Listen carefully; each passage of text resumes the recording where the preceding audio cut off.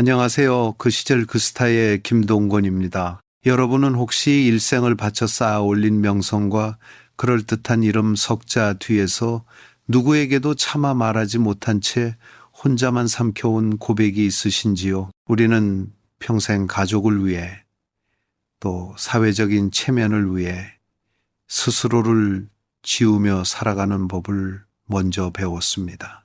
하지만 불이 꺼진 거실에 홀로 앉아 있을 때 문득 가슴 한구석이 텅 빈 것 같은 그 서늘함을 느껴본 적은 없으신지요? 오늘 이 자리에는 우리 시대의 진정한 어른이자 반세기 넘는 시간 동안 수많은 이들의 인생을 대신 살아오신 배우 이순재 선생님을 모셨습니다.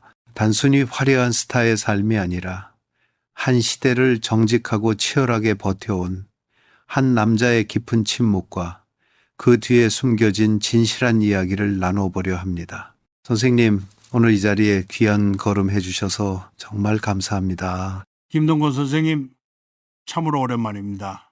이렇게 마주 앉으니 마치 멈춰있던 시간이 다시 흐르는 것 같군요.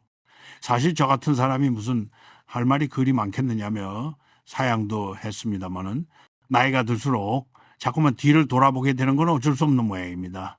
그동안 카메라 앞에서는 참 많은 말을 하고 많은 인생을 흉내냈지만 정작 이순재라는 사람의 속내를 꺼내놓으려니 입술이 무겁게 느껴지기도 합니다. 그래도 오늘 선생님과 함께라면 그동안 가슴속에 묻어두었던 먼지 쌓인 이야기들을 하나씩 꺼내볼 수 있을 것 같아 용기를 냈습니다. 우리 세대가 다 그렇듯 말보다는 행동으로, 슬픔보다는 책임감으로 살아온 시간들을 한번 되짚어보고 싶군요. 선생님, 최근 화제가 되었던 드라마 독수리 오형제 속의 그 화려한 결혼식 장면을 보며 참 많은 생각이 들었습니다. 동석과 광숙이 드레스를 고르고 티격태격하며 마침내 부부의 연을 맺는 그 찬란한 순간 말입니다. 하지만 저는 문득 선생님의 뒷모습이 궁금해졌습니다. 평생을 수백 번의 결혼식과 수만 번의 환희를 연기해 오셨지만 촬영이 끝나고 분장을 지운 뒤 혼자 차에 올라타 집으로 향하는 그 새벽의 공기는 유독 차갑지 않으셨는지요? 대중들은 무대 위 선생님의 모습만 기억하지만 정작 선생님께서 가장 깊이 대면해야 했던 순간은 아마도 그 환호성이 잦아든 이후의 적막함이었을 것 같습니다. 김 선생님 말씀을 들으니 가슴 한쪽이 저릿해옵니다. 맞습니다. 연기자라는 직업은 참으로 묘합니다. 남의 인생을 가장 뜨겁게 살다가도 조명이 꺼지면 다시 지극히 평범하고 때로는 초라하기까지 한 현실로 돌아와야 하니까요. 그 드라마 속 결혼식 장면만 해도 그렇습니다.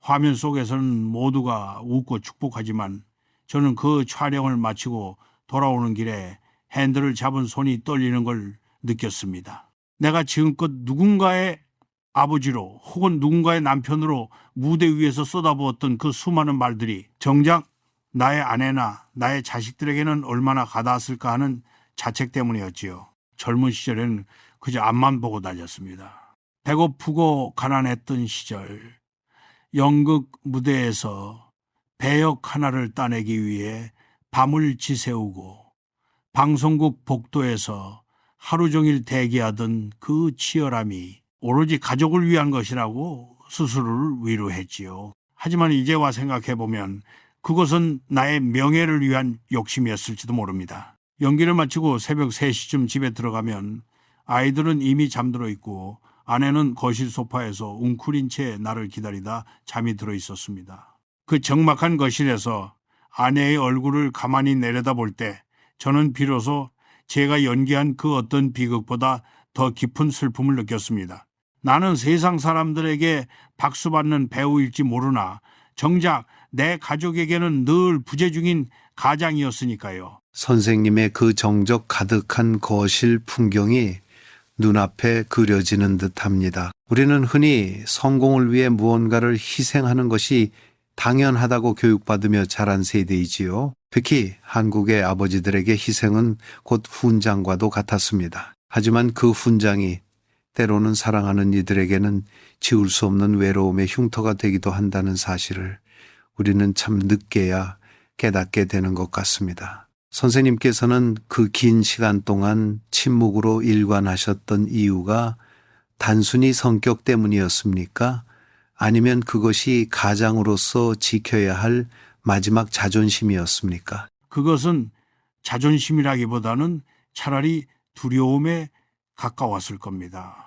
내가 만약 힘들다고 외롭다고 입을 여는 순간 내가 버티고 있는 이 가느다란 줄이 끊어져 버릴 것만 같은 공포 말입니다. 우리 세대 사람들은 감정을 드러내는 것을 금기시하며 살았습니다.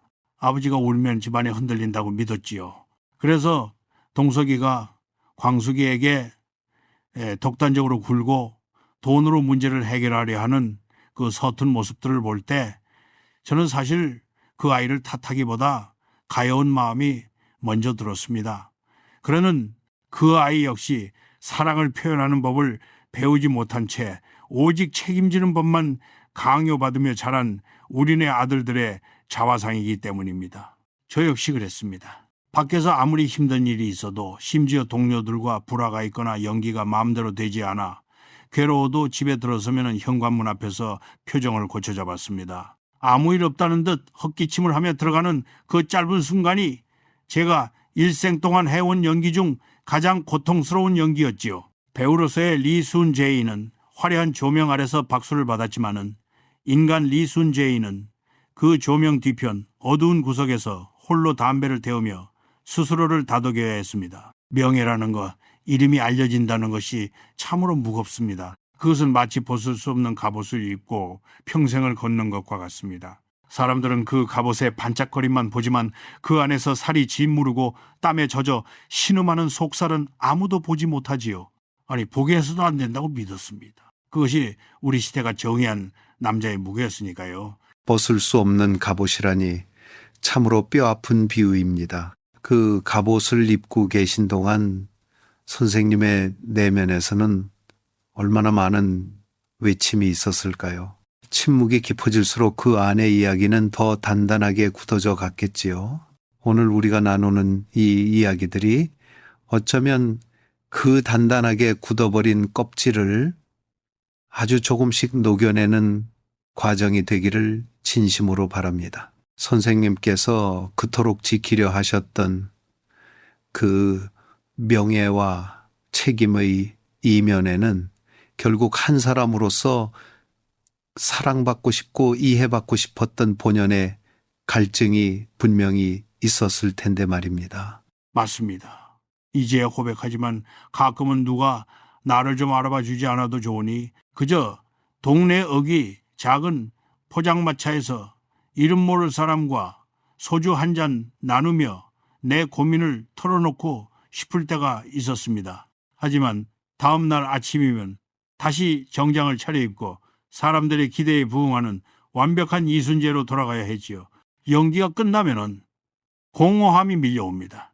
내가 맡은 배역은 드라마 속에서 완벽한 가정을 꾸리고 화해를 하지만 현실의 나는 여전히 서툴고 무뚝뚝한 늙은이일 뿐이니까요. 동석과 광숙의 화해를 보며 제가 눈시울이 붉어진 건 그들이 부러워서였을지도 모릅니다. 저렇게 소리라도 지르고 싸우고 끝내 서로의 진심을 확인할 수 있는 용기가 나에게는 없었으니까요. 저는 그저 허허 웃으며 넘기거나 침묵으로 상황을 피하는 것이 미덕이라 생각하며 평생을 살았습니다. 그것이 가장 우아한 방식이라고 착각했지요. 하지만 나이가 들어보니 알겠습니다. 진정한 우아함은 침묵 속에 숨는 것이 아니라 비록 부끄럽더라도 자신의 약함을 드러내고 손을 내미는 것이었다는 사실을요.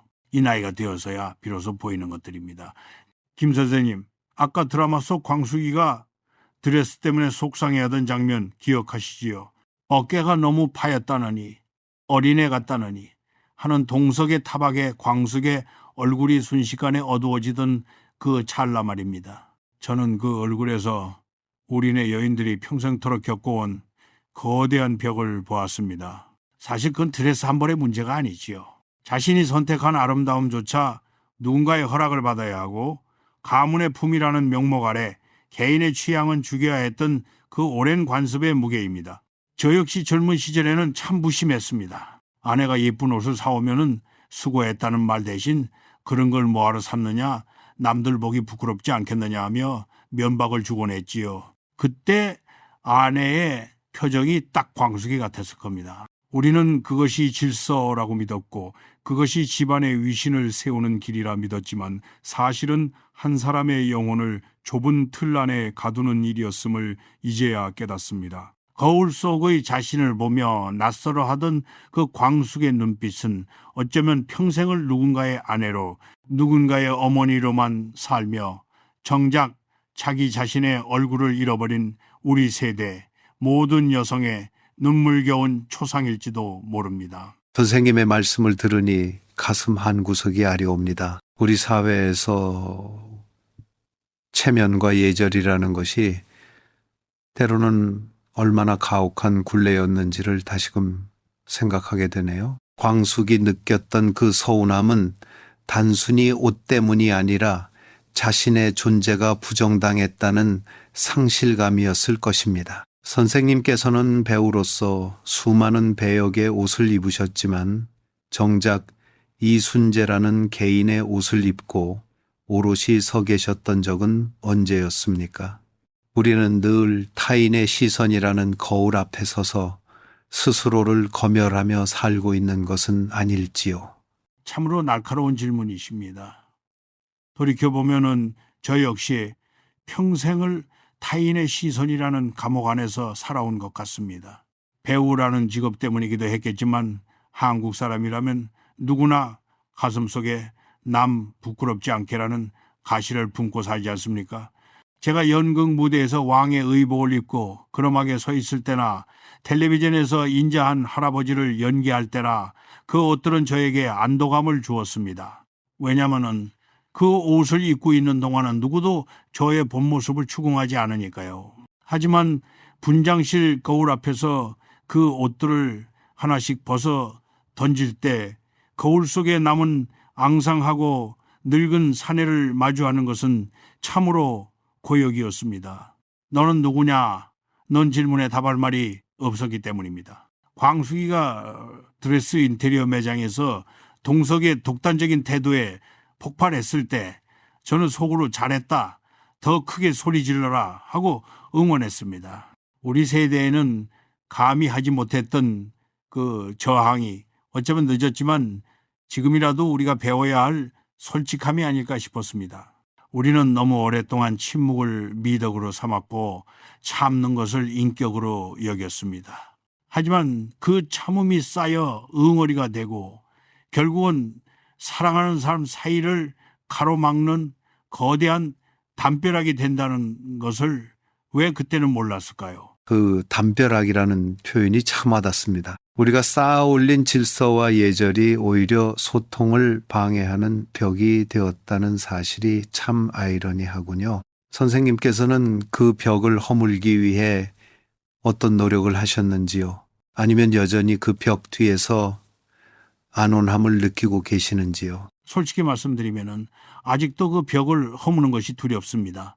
80이 넘은 이 나이에 갑자기 나 사실은 이렇다라고 말하는 것이 주책맞게 느껴지기도 하고 평생 쌓아온 공든 탑을 스스로 무너뜨리는 것 같아 망설여집니다. 하지만 최근에는 조금씩 노력하고 있습니다. 아내에게 미안하다는 말을 꺼내는데 20년이 걸렸고 고맙다는 말을 하는데 또 10년이 걸렸습니다.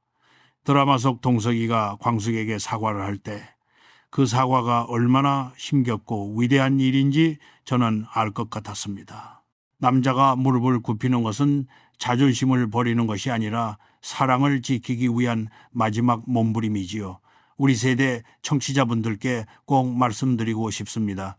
거울 속에 자신을 외면하지 마십시오. 그리고 늦었다고 생각할 때가 가장 빠를 때입니다.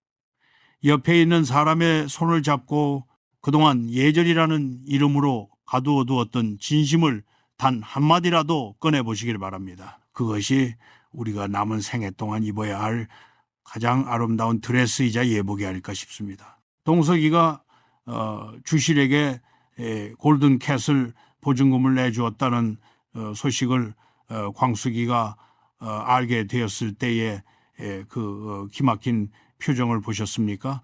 동석은 그것을 자신의 능력이고 배려라고 생각했겠지만 광숙에게는 그것이 마치 자신을 돈으로 사려 하는 무시처럼 느껴졌을 겁니다. 우리 세대 남자들이 가장 자주 저지르는 실수가 바로 이것입니다. 사랑을 증명하는 유일한 방법이 경제적 지원이라고 믿는 것이지요.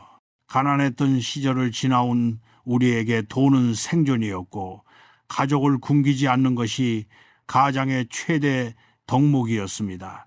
그러다 보니 마음을 나누는 법 대신 지갑을 여는 법만 익혔던 것입니다.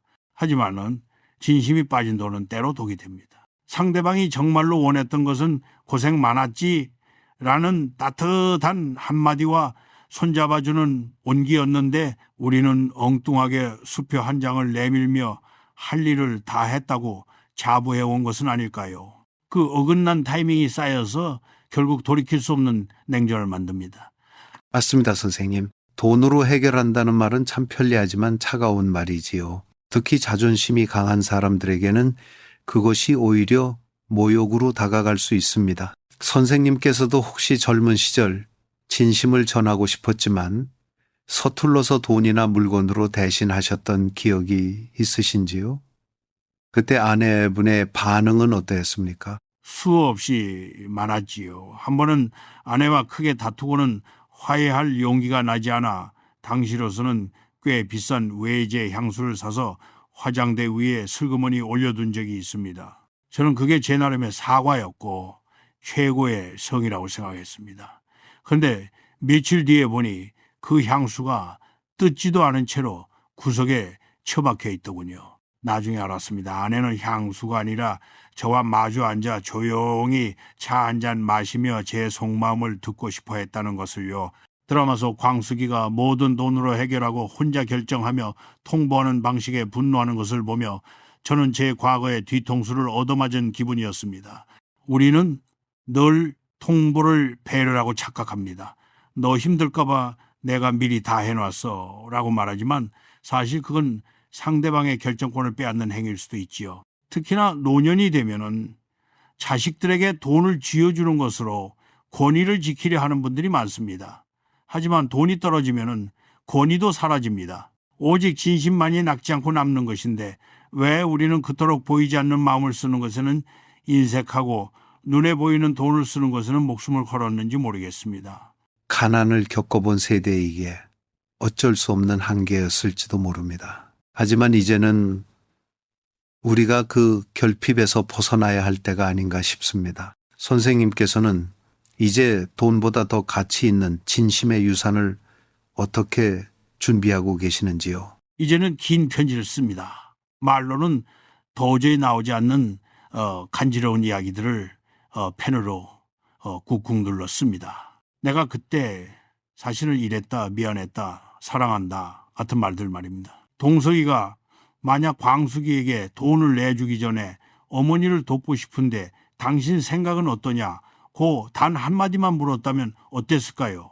아마 광숙이는 흔쾌히 동의했을 뿐만 아니라 동석을 더 존경하게 되었을 겁니다. 우리는 결과를 만들기 위해 과정을 생략하지만은 인생은 사실 그 과정 속에 다 들어 있습니다. 돈은 있다가도 없는 것이지만은 존중받았다는 기억은 평생을 갑니다. 지금 이 라디오를 듣고 계신 아버님들, 오늘 저녁엔 돈 봉투 대신 아내의 거친 손을 한번 꼭 잡아줘 보십시오. 그 온기가 골든캣을 보증금보다 수천 배는 더 따뜻하게 집안을 채울 것입니다. 저도 오늘 집에 가면은 아내의 손을 잡고 오늘 방송에서 네 이야기를 했다며 먼저 말을 건네볼 생각입니다. 그것이 진짜 남자의 용기라고 믿으면서 말이죠. 드라마에서 주실과 동석의 장모가 서로 의기투합해 결혼식을 미루자는 초강수를 두는 장면 참 흥미로웠습니다. 겉으로는 아이들의 성격 차이를 탓하며 모질게 굴었지만은 사실은 두 사람이 스스로 화해할 기회를 만들어준 것 아닙니까? 이것이 바로 한국적인 어머니들의 지혜이자 비극입니다. 자식을 사랑하기 때문에 스스로 악역이 되기를 자처하는 것이지요. 우리 세대의 부모들은 사랑한다는 표현을 똑바로 하지 못했습니다. 대신 밥상을 엎거나 불같이 화를 내거나 혹은 결혼을 반대한다는 엄포로 자신의 간절함을 표현하곤 했지요. 그 거칠고 투박한 방식 뒤에 숨겨진 눈물을 자식들이 알아주기를 바라면서도 막상 알아주면 부끄러워 고개를 돌리던 분들이 바로 우리 어머니들이었습니다. 주실의 그 단호한 목소리 뒤에는 아마도 자식들이 자신들처럼 후회하며 살지 않기를 바라는 절박한 기도가 들어있었을 겁니다. 악역을 자처하는 사랑이라는 말이 참 가슴 아프게 들립니다. 왜 우리는 사랑을 사랑이라 부르지 못하고 매번 이렇게 굴절된 방식으로 표현해야만 했을까요? 선생님의 어머니께서도 혹시 그런 방식으로 선생님을 사랑하셨는지요? 그 시절에 어머니들이 보여주셨던 그 독특한 훈육과 사랑의 방식에 대해 한 말씀 부탁드립니다. 제 어머니도 참으로 모진 분이셨습니다. 제가 처음 연극을 하겠다고 했을 때 어머니는 대성통곡을 하시며 집에서 나가라고 소리를 지르셨지요. 그때는 정말 어머니가 원망스러웠습니다. 자식의 꿈을 짓밟는 무정한 사람이라고 생각했지요. 하지만 제가 첫 무대에 서던 날 극장 맨 뒷줄 구석에서 수건으로 눈물을 훔치며 앉아 계시던 어머니의 뒷모습을 보았습니다. 공연이 끝나고 집에 돌아오니 어머니는 아무 말 없이 따뜻한 쌀밥에 고기 반찬을 올려주셨습니다. 배고프니 먹어라. 어머니가 하신 유일한 말씀이었지요. 반대한다는 것은 곧 걱정한다는 뜻이었고 화를 낸다는 것은 제발 잘 살라는 간청이었습니다. 드라마 속 두 어머니가 결혼을 미루겠다고 위협했을 때 동석과 광숙이 위기감을 느끼고 서로에게 사과하는 것을 보며 참으로 묘한 기분이 들었습니다. 부모는 자식을 하나로 묶기 위해 때로는 갈라놓는 척까지 해야 하는 운명인가 싶어서요. 그런데 김 선생님, 이런 방식이 과연 건강한 것일까요? 우리는 너무 오랫동안 정직한 대화 대신 이런 심리전을 사랑이라 착각하며 살아온 것은 아닐까요? 사실 그것은 소통의 부재가 만든 궁여지책이겠죠. 하지만 그 안에는 분명 자식을 위해서라면 내 명예도 내 자존심도 다 버릴 수 있다는 숭고한 희생이 깔려 있습니다. 선생님께서는 이제 부모의 입장에서 그런 굴절된 사랑을 하고 계시지는 않은지 궁금합니다. 저도 별 수 없더군요. 자식들에게 잔소리할 때는 목소리가 높아지지만 돌아서면은 혹시 상처 받지 않았을까 밤새 잠을 못 이룹니다. 하지만 이제는 조금씩 바꾸려 합니다. 드라마에서 두 어머니의 작전이 대성공을 거두었지만은 저는 그 뒤에 남았을 어머니들의 쓸쓸함이 보입니다. 자식들은 화해해서 웃고 떠드는데 정작 악역을 맡았던 노인네들은 방 한구석에서 가슴을 쓸어내리며 안도하겠지요. 이제 됐다 하면서요. 그 외로운 안도가 우리 부모들의 일생이었습니다. 저는 이제 청취자분들께 제안하고 싶습니다.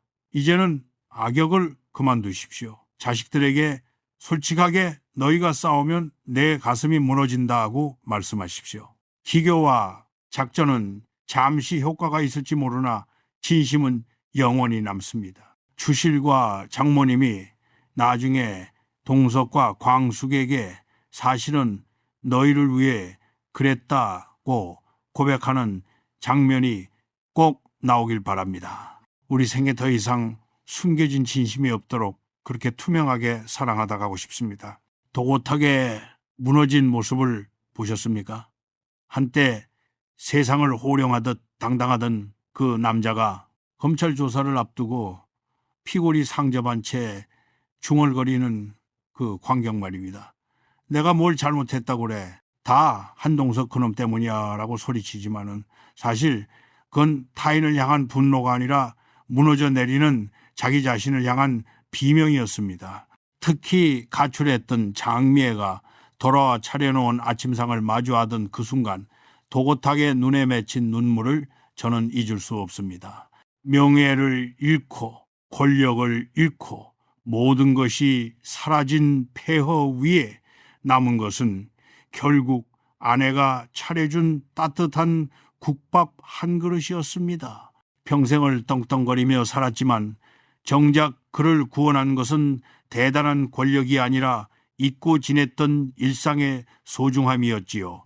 우리 남자들은 왜 꼭 벼랑 끝에 서서야 옆에 있던 사람의 소중함을 알게 되는 걸까요?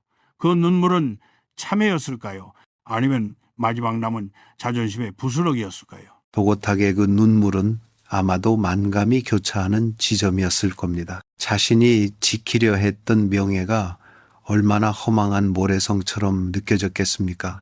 선생님께서는 수십 년간 최고의 자리를 지켜오셨지만 혹시 선생님께서도 모든 명성을 뒤로 하고 무너질지도 모른다는 두려움을 느끼신 적이 있으신지요? 명예라는 것이 우리 인생에서 어떤 의미인지 깊이 묻고 싶습니다. 명예라는 것 참으로 무섭고도 더섭는 것입니다.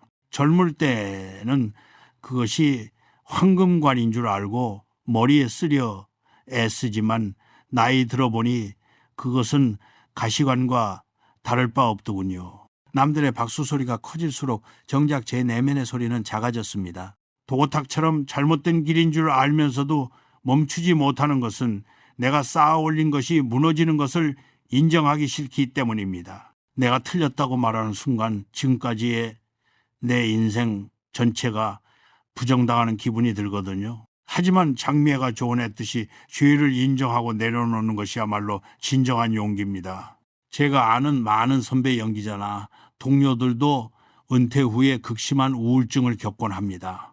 조명 아래서 빛나던 자신이 평범한 할아버지로 돌아갔을 때에 그 박탈감을 견디지 못하는 것이지요. 하지만은 도고탁이 아침상을 받으며 느꼈던 그 작은 변화, 그것이 희망입니다. 한 숟가락에 밥을 뜨는 행위는 살겠다는 의지이자 과거의 자신과 작별하겠다는 신호입니다. 비록 사회적으로는 몰락했을지라도 인간으로서의 마지막 존엄을 되찾는 과정이지요.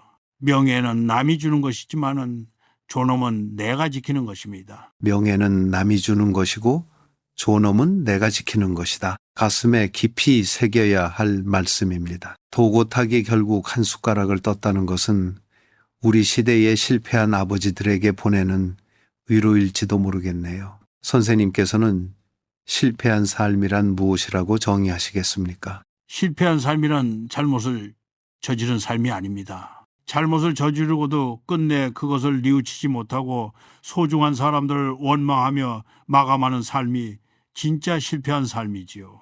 도고탁이 비록 감옥에 가고 재산을 잃더라도 아내와 딸 세리의 손을 잡고 미안하다고 말할 수 있다면 그는 다시 시작할 수 있습니다. 저 역시 인생의 고비마다 저 자신에게 묻습니다. 지금 내가 쥐고 있는 것이 진정으로 나를 행복하게 하는가? 아니면은 남들에게 보여주기 위한 껍데기인가? 만약 후자라면 과감히 버려야 합니다. 늦었다고 생각할 때가 사실은 인간답게 죽을 수 있는 마지막 기회일지 모릅니다.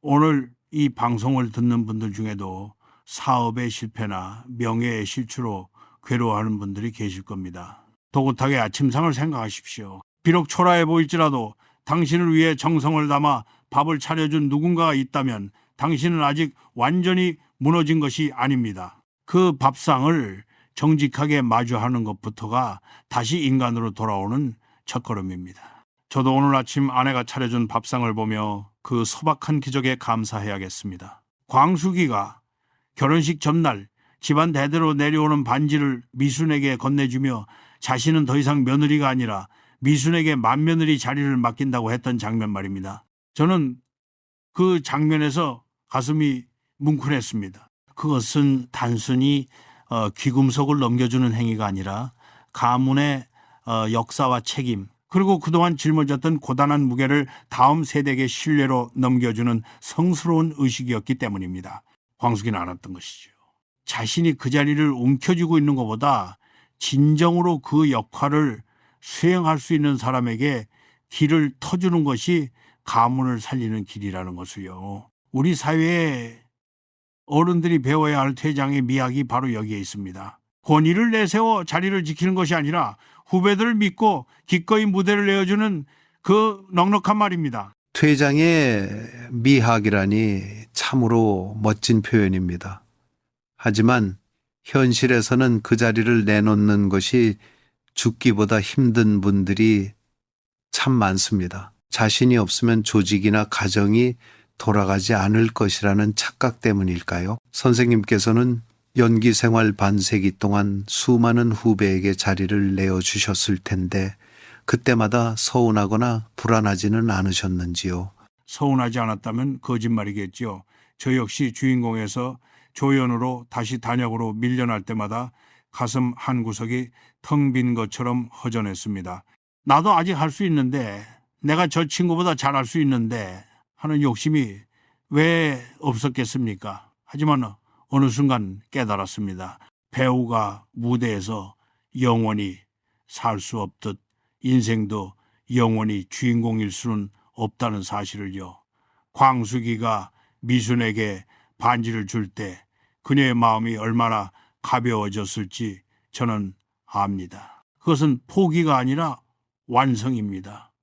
자신이 할 일을 다 마쳤다는 당당한 마침표지요. 우리 세대 아버지들도 그렇습니다. 자식들에게 가업을 물려주거나 재산을 나눠줄 때 그것을 빼앗긴다고 생각하지 마십시오. 그것은 당신의 노력이 헛되지 않았음을 증명하는 결실입니다. 미순이가 그 반지를 받았을 때 느꼈을 그 책임감과 감동은 광숙이가 말로 100번 훈계한 것보다 훨씬 강력한 힘을 발휘했을 겁니다. 신뢰는 사람을 변화시키는 가장 큰 동력이니까요. 광숙의 배려와 미순의 신뢰가 만나는 그 지점이 바로 진정한 가족의 완성인 것 같습니다. 선생님께서 생각하시는 어른다운 물러남이란 구체적으로 어떤 모습입니까? 뒷모습이 아름다운 것이지요. 내가 떠난 자리에 누군가 기분 좋게 앉을 수 있도록 미리 닦아두는 마음입니다. 저는 후배들에게 연기 지도를 할 때도 예전처럼 고함치거나 압박하지 않습니다. 그저 그들이 스스로의 길을 찾을 때까지 묵묵히 지켜봐 줍니다. 그러다 막힐 때 슬쩍 한마디 건네주는 것, 그것이 선배의 역할입니다. 광숙이가 미순에게 너에게 맡긴다고 한 것처럼 우리도 자식들에게 너의 판단을 믿는다고 말해줘야 합니다. 사실 우리 노인네들이 보기에 요즘 애들 참 미덥지 않을 수 있습니다. 하지만 우리도 젊었을 땐 다 그랬습니다. 부딪히고 깨지면서 배우는 것이지요. 반지를 넘겨준다는 것은 그 깨질 권리까지도 물려준다는 뜻입니다. 지금 이 방송을 듣는 분들 중에 혹시 아직도 자식의 인생에 일일이 참견하며 반지를 꽉 쥐고 계신 분이 있다면 이제는 조금씩 소나기의 힘을 풀어보시길 권합니다. 손을 펴야 새로운 인연을 잡을 수 있고 그 손으로 비로소 사랑하는 사람을 안아줄 수 있기 때문입니다. 저 역시 오늘 제 서재의 열쇠를 아이들에게 건네주며 마음의 짐을 조금 내려놓아 볼까 합니다. 옥분이가 임신했다는 소식을 흥수가 알게 되었을 때 그 두 사람의 얼굴에 피어나던 행복한 미소를 보셨습니까? 채 한 줄만 알았던 속이 사실은 새 생명을 품고 있었다는 그 반전은 마치 삭막한 겨울 들판에서 난데없이 피어난 꽃 한 송이 같았습니다. 독수리 가족들이 온갖 갈등과 오해로 얼룩져 있었지만 새로운 생명의 탄생이라는 소식 하나에 모든 시름을 잊고 축제 분위기가 되지 않았습니까? 이것이 바로 생명이 가진 힘입니다. 우리 노년들에게 손주라는 존재는 단순히 대를 잇는 의미를 넘어 우리가 살아온 세월이 헛되지 않았음을 증명해주는 신의 선물과도 같습니다. 흥수가 기뻐서 어쩔 줄 몰라 옥분을 안아 올리는 장면을 보며 저도 모르게 눈물이 핑 돌더군요. 나이가 드니 죽음보다 삶의 소중함이 더 절실하게 다가오는 모양입니다. 채 한 줄 알았던 속이 새 생명이었다는 표현이 참 절묘합니다. 우리 인생도 가끔은 고통인 줄 알았던 것이 축복으로 바뀌는 순간이 있지요. 선생님께서는 처음 아이를 얻으셨을 때나 혹은 손주를 처음 품에 안으셨을 때의 그 기분을 어떻게 기억하고 계시는지요? 그 벅찬 감동이 선생님의 연기 인생에 어떤 변화를 주었는지도 궁금합니다. 처사이가 태어났을 때 저는 촬영장에 있었습니다. 분만실 밖을 지키지도 못했지요. 나중에 달려가서 포대기에 쌓인 그 작은 얼굴을 보았는데 너무 작고 경이로워서 감히 만지지도 못했습니다. 그때 처음으로 이제는 정말 나를 위해 살 수 없겠구나라는 무거운 책임감을 느꼈습니다. 하지만 손주를 볼 때는 달랐습니다. 책임감보다는 순수한 경외심이 들더군요. 아이의 맑은 눈망울을 보고 있으면 제가 그동안 쌓아온 온갖 세속적인 욕심들이 참으로 보잘것없게 느껴집니다. 드라마 속 옥분과 흥수의 임신 소식은 이 분란 많은 가족에게 다시 시작할 수 있다는 용기를 줍니다. 과거의 잘못이나 현재의 갈등이 아무리 깊어도 새로 태어날 아이 앞에서는 모두가 좋은 사람이 되고 싶어지니까요. 그게 생명의 위대함입니다. 제가 연기를 할 때도 아이와 함께하는 장면이 있으면 마음이 참 평온해집니다. 가식적인 연기가 필요 없거든요. 그냥 그 아이의 존재 자체가 진실이니까요. 흥수가 임신 테스트기를 사오기 위해 뛰어가는 그 뒷모습에서 저는 희망을 보았습니다. 세상이 아무리 흉흉하고 살기 힘들다 해도 누군가는 사랑을 하고 누군가는 생명을 잉태합니다. 그 흐름이 멈추지 않는 한 인간은 멸망하지 않을 것입니다. 생명의 경외심을 말씀하시는 선생님의 표정이 어느 때보다 평온해 보이십니다. 하지만 한편으로는 그 아이들이 살아갈 미래가 걱정되기도 하는 것이 할아버지들의 마음 아니겠습니까? 선생님께서는 새로 태어날 세대에게 어떤 세상을 물려주고 싶으신지요? 저는 물질적인 풍요보다 사람 냄새 나는 세상을 물려주고 싶습니다. 요즘 세상은 너무 빠르고 차갑습니다. 스마트폰 하나면은 모든 게 해결되지만 정작 옆 사람의 숨결은 느끼지 못하죠.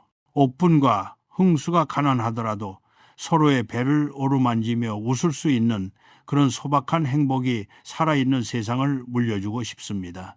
저는 가끔 제 손주에게 옛날의 일을 해줍니다. 우리가 얼마나 힘들게 살아왔는지, 쌀 한 톨이 얼마나 귀했는지 말이죠. 그거는 고생담을 늘어놓으려는 게 아니라 지금 누리는 것들에 대한 감사함을 가르쳐주고 싶어서입니다. 생명은 소중히 여기는 마음에서부터 시작됩니다. 옥분이가 태기를 느끼고 얼굴이 환해진 것처럼 우리 노년들도 매일 아침 눈을 뜰 때마다 오늘 하루라는 생명을 얻었다는 기쁨으로 살았으면 좋겠습니다. 사실 우리 나이가 되면 내일이 보장되지 않지 않습니까? 그래서 오늘 하루가 더 소중한 법이죠. 새로 태어날 그 아이에게 부끄럽지 않은 할아버지가 되기 위해 저는 오늘도 제게 주어진 이 삶이라는 배역을 최선을 다해 연기할 겁니다. 그것이 제가 줄 수 있는 유일한 축복이니까요. 동석과 광숙의 첫날 밤 얼마나 달콤했겠습니까? 하지만 그 설렘도 잠시 주실이 아이를 빨리 낳으라고 압박하기 시작했을 때 광숙의 표정이 굳어지는 것을 보며 참 마음이 무거웠습니다. 대를 이어야 한다느니 그래야 자리를 잡는다느니 하는 말들 말입니다. 그것은 우리 세대가 가진 집착의 산물입니다. 우리는 자식을 나의 분신으로 생각하고 내가 이루지 못한 꿈을 대신 이뤄주길 바랍니다. 하지만 그것이 얼마나 잔인한 폭력인지는 알지 못합니다. 사랑이라는 이름으로 포장된 그 무거운 기대가 갓 시작한 연인의 순수한 행복을 짓누르는 광경은 사실 우리 주변에서 너무나 흔한 일이지요. 동석이 옆에서 위로를 해주었지만 이미 광숙의 가슴 속엔 무거운 돌덩이가 하나 놓여버린 셈입니다. 사랑이라는 이름의 폭력이라는 말씀이 가슴을 찌릅니다. 우리 사회는 유독 가족이라는 공동체를 강조하다 보니 개인의 희생을 당연시하는 경향이 있지요. 선생님께서도 혹시 자식들에게 그런 무거운 짐을 지우신 적은 없으신지요? 혹은 반대로 선생님의 부모님으로부터 그런 압박을 받으셨던 기억은 어떠신가요? 저 역시 부모님으로부터 가문을 일으켜야 한다는 말을 귀에 못이 밝히도록 듣고 자랐습니다. 제가 배우가 되었을 때 집안이 발칵 뒤집힌 것도 배우라는 직업이 가문을 빛내는 일과는 거리가 멀다고 생각하셨기 때문이었죠. 그래서 저는 결심했습니다. 내 자식들에게는 절대로 강요하지 않겠다고요. 하지만 그게 참 쉽지 않더군요. 어느새 저도 모르게 아이들에게 제 방식의 성공을 강요하고 있더란 말입니다. 주신의 마음을 이해 못하는 건 아닙니다. 그녀에게 아들은 자신의 유일한 훈장이자 미래였겠죠. 그러니 그 미래가 빨리 결실을 보기를 바라는 마음이 왜 없겠습니까? 하지만 우리는 잊고 있습니다. 자식은 내 소유물이 아니라 독립된 인격체라는 사실을요. 골든 캐슬이라는 그 화려한 이름 뒤에는 얼마나 많은 개인의 눈물이 숨겨져 있을까요? 높은 성벽은 남들에게는 부러움의 대상이지만은 그 안에 갇힌 사람들에게는 감옥일 뿐입니다. 광수이가 아이를 낳는 일은 축복이어야지 숙제여서는 안 됩니다. 우리가 자식들에게 줄 수 있는 가장 큰 사랑은 그들이 스스로의 속도에 맞춰 살아갈 수 있도록 믿고 기다려주는 인내심입니다. 인내심이야말로 가장 힘든 사랑의 형태인 것 같습니다. 특히나 마음이 급한 부모들에게는 더욱 그렇겠지요. 선생님께서는 이제 주실 같은 부모들에게 어떤 조언을 건네고 싶으신지요? 욕심을 내려놓으라고 말하고 싶습니다. 우리가 자식의 인생을 대신 살아줄 수 없다는 것을 인정해야 합니다. 저도 예전엔 제 자식이 제 기대를 저버리면 하늘이 무너지는 줄 알았습니다. 하지만 시간이 지나고 보니 그 아이가 제 길을 찾아가는 과정에서 겪는 실패와 고통까지도 그 아이의 소중한 자산이더군요. 주신은 아이가 있어야 동석이 자리를 잡는다고 믿지만은 사실 동석이 자리를 잡는 방법은 광숙과 행복하게 사는 것뿐입니다. 부모의 역할은 울타리가 되어주는 것이지 족쇄가 되는 것이 아닙니다. 동석이가 광숙의 손을 잡으며 너무 신경 쓰지 말라고 했던 그 말이 정답입니다. 두 사람이 행복하면 아이는 자연스럽게 찾아오겠지요. 만약 찾아오지 않더라도 두 사람이 사랑한다면은 그것으로 충분한 것 아니겠습니까? 우리는 너무 결과에 집착하며 과정을 망치고 살았습니다. 이제는 좀 져주는 부모가 됩시다. 자식의 행복 앞에서 내 고집을 꺾는 것, 그것이 진정한 어른의 성숙함입니다. 저도 오늘 밤 아이들에게 전화해서 너희가 행복하면 나는 그걸로 족하다고 한마디 해줘야겠습니다. 참 힘든 말이지만 꼭 해야 할 말이니까요. 세리가 부케를 받고도 눈물 흘리던 그 장면, 정말 가슴이 아팠습니다. 아버지는 검찰 조사를 받고 있고 집안은 풍비박산이 났는데 자신만 행복을 쫓아 결혼을 해도 되는지 고뇌하는 그 마음 말입니다. 우리 결혼 지금은 아닌 것 같아요. 라고 말할 때 그 떨리는 목소리에서 저는 우리 세대의 자식들이 짊어진 또 다른 십자가를 보았습니다. 한국의 자식들은 부모의 불행을 자신의 탓으로 돌리거나 부모가 힘들 때 행복해지는 것을 죄악시하는 경향이 있습니다. 효도라는 이름의 죄책감이지요. 범수가 세리의 손을 잡고 당신 아버지 일과 우리 사랑은 별개라고 위로했지만 세리의 가슴에 새겨진 그 상처가 쉽게 아물지 않을 것을 알기에 저도 함께 마음이 무거웠습니다. 효도라는 이름의 죄책감이라는 표현이 참 시립니다. 부모가 무너지면 자식의 세상도 함께 무너지는 것이 인지상정이지요. 하지만 선생님 말씀대로 부모의 잘못이 자식의 행복을 막는 걸림돌이 되어서는 안 될 것 같습니다. 선생님께서는 이런 상황에 놓인 청년들에게 혹은 그런 자식을 둔 부모들에게 어떤 말씀을 해주고 싶으신지요? 저는 세리에게 말해주고 싶습니다. 세리야, 네가 행복해지는 것이 네 아버지를 구원하는 유일한 길이다. 라고요. 부모가 가장 괴로울 때가 언제인지 아십니까? 자신이 잘못해서 자식의 인생까지 망가지는 것을 지켜볼 때입니다. 만약 세리가 결혼을 포기하고 불행하게 산다면 도고탁은 감옥 안에서 죽는 것보다 더한 고통을 느낄 겁니다. 반대로 세리가 당당하게 결혼해서 행복한 가정을 꾸리는 모습을 보여준다면 그것이 도고탁에게는 참의 기회이자 삶의 희망이 될 수 있습니다. 저 역시 과거의 제 잘못으로 가족들이 고생했을 때 아이들이 씩씩하게 자기 삶을 살아내는 것을 보며 비로소 저 자신을 용서할 수 있었습니다. 범수의 말처럼 사랑은 별개의 문제입니다. 아니, 오히려 이런 위기일수록 두 사람이 단단하게 결합해서 무너진 가문을 다시 세우는 뿌리가 되어야 합니다. 고난 속에서 핀 꽃이 더 향기롭다고 하지 않습니까? 세리가 받은 그 부케는 단순히 다음 결혼 차례를 의미하는 것이 아니라 절망 속에서도 희망은 이어진다는 약속이어야 합니다. 절망 속에서도 희망은 이어진다는 약속 세리에게 큰 위로가 될 말씀입니다. 사실 우리 세대도 전쟁과 가난을 겪으며 그런 마음으로 버텨오지 않았습니까? 부모님이 돌아가셔도 밥을 먹어야 하고 나라가 망해도 아이는 길러야 했던 그 끈질긴 생명력 말입니다. 그렇습니다. 우리는 슬픔에만 매몰되어 있기엔 너무나 절박한 세월을 살았습니다. 도고탁이 아침상을 받으며 눈물을 흘린 것도 결국은 미안하다는 말 대신 살아보겠다는 의지의 표현이었을 겁니다.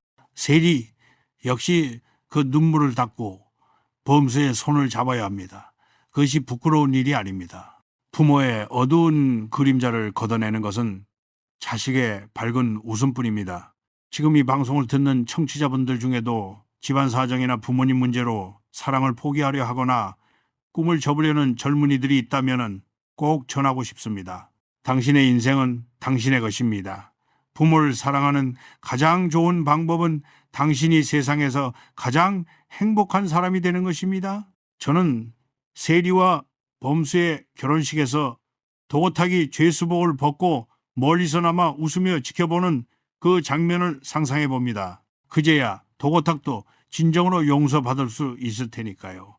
우리 모두는 타인의 불행에 공감하되 자신의 행복을 포기하지는 말아야 합니다. 그것이 삶에 대한 예의입니다. 어느덧 시간이 이렇게 되었군요. 오늘 김 선생님과 마주 앉아 드라마 이야기를 시작으로 우리네 인생 구비구비를 돌아보니 참으로 감회가 새롭습니다. 마지막으로 드라마 50회 끝자락에 광숙이가 눈물 쏟으며 웃던 그 모습을 떠올려 봅니다. 천수가 축사에서 독수리 술도가를 다시 일으켜 세워준 광숙에게 감사하다고 했을 때 말입니다. 그 눈물은 고생에 대한 보상이었을까요? 아니면 가족이라는 울타리 안에 마침내 온전히 받아들여졌다는 안도감이었을까요? 저는 그것이 이해받음의 기쁨이었다고 생각합니다. 평생을 이방인처럼 떠돌던 영혼이 비로소 내 집, 내 사람을 찾았을 때 터져나오는 그 뜨거운 고백 말입니다. 우리 인생도 결국은 그 한순간을 위해 달려가는 것이 아닌가 싶습니다. 누군가 나의 진심을 알아주고 너 정말 고생 많았다 라고 다독여주는 그 짧은 찰나 말이지요. 선생님의 말씀을 듣고 나니 제 마음도 따뜻한 물에 젖은 듯 뭉클해집니다. 이해받음의 기쁨. 어쩌면 우리 청취자분들이 오늘 이 시간을 통해 가장 얻고 싶었던 것도 바로 그것이 아닐까 싶습니다. 누군가는 내 고통을 알고 있고 누군가는 내 침묵의 의미를 헤아려주고 있다는 사실만으로도 우리는 다시 내일을 살아갈 힘을 얻으니까요. 선생님, 오늘 긴 시간 동안 가슴 깊은 곳의 이야기들을 꺼내주셔서 진심으로 머리 숙여 감사드립니다. 선생님께 오늘 이 자리는 어떤 기억으로 남을지요? 저에게 오늘 이 자리는 고해성사 같은 시간이었습니다. 카메라 앞에서는 차마 하지 못했던 말들, 배우 이순재라는 이름 뒤에 숨겨두었던 인간, 이순재의 서툰 진심들을 조금이나마 털어놓을 수 있어 참으로 개운합니다. 김 선생님의 그 깊고 따뜻한 시선 덕분에 제가 더 솔직해질 수 있었습니다. 청취자 여러분, 우리 인생은 드라마처럼 명쾌한 결말이 없을지도 모릅니다. 늘 갈등이 있고 오해가 있고 눈물이 앞을 가리기도 하죠. 하지만 옥분의 임신 소식처럼 예기치 못한 축복이 찾아오고 광숙의 결혼식처럼 끝내 화해의 꽃이 피어나는 것이 또한 인생입니다. 제가 살아보니 그렇더군요. 아무리 어두운 밤도 결국은 지나가고 아침은 어김없이 옵니다. 다만 그 밤을 혼자 견디지 마십시오. 옆에 있는 사람의 손을 잡고 쑥스럽더라도 사랑한다고, 고생했다고 말 한마디 건네며 사십시오. 그것이 우리 노년이 누릴 수 있는 최고의 사치이자 행복입니다. 저도 이제 이 자리를 나서면 아내에게 전화를 걸어 오늘 정말 보고 싶었다고 말할 작정입니다. 여러분도 오늘 밤 사랑하는 사람에게 그동안 아껴두었던 그 한마디를 꼭 전하시길 바랍니다. 건강하시고 부디 평안하십시오. 감사합니다. 선생님의 마지막 말씀이 긴 여운으로 남습니다. 사랑한다고 고생했다고 말하며 사는 것이 최고의 사치라는 그 말씀을 저도 가슴 깊이 새기겠습니다. 오늘 그 시절 그 스타는 여기서 마무리를 지어야 할 것 같습니다. 배우 이순재 선생님의 인생 철학이 담긴 이야기들, 여러분의 가슴에도 따뜻한 등불 하나가 켜지는 시간이 되셨기를 바랍니다. 방송이 끝나도 여운은 계속되겠지만 우리의 삶 또한 내일의 새로운 페이지를 열겠지요. 오늘 함께 해주신 여러분 진심으로 감사합니다. 여러분의 소중한 사연이나 감상을 댓글로 남겨주시면 저희에게 큰 힘이 됩니다. 그리고 저희 채널 구독과 좋아요를 통해 다음에도 따뜻한 이야기로 다시 만날 수 있기를 소망합니다. 다음 주에는 또 다른 별과 함께 더 깊은 이야기로 돌아오겠습니다. 깊어가는 밤, 모두 편안하고 고요한 밤 되시길 바랍니다. 지금까지 MC 김동건이었습니다. 안녕히 계십시오.